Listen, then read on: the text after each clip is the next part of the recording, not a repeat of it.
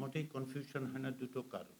এটার একটা ব্যাখ্যা ইসির পক্ষ থেকে আমার জানা মতে ইসির সচিব আক্তার আহমেদ দিয়েছেন। এখন পর্যন্ত জাতীয় সংসদের নির্বাচনের যে সংখ্যা এবং হার দেখানো হচ্ছে সেটা সবগুলো আসনের নয়। এখন পর্যন্ত ৩টি আসনের যুক্ত করা হয়নি, ২৯৭টি। ফলে এটা যুক্ত করলে সম্ভবত প্রায় নিশ্চিতভাবে বলা যায় যে আসলে জাতীয় সংসদের নির্বাচনের ভোটের হার বাড়বে। এটা হচ্ছে এক।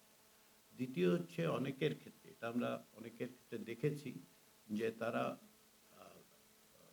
নির্বাচনে ভোট দিতে এসে কেবলমাত্র গণভোটে ভোট দিয়েছেন, অন্য ভোটে কোনো ভোট দেননি, এরকম হয়েছে।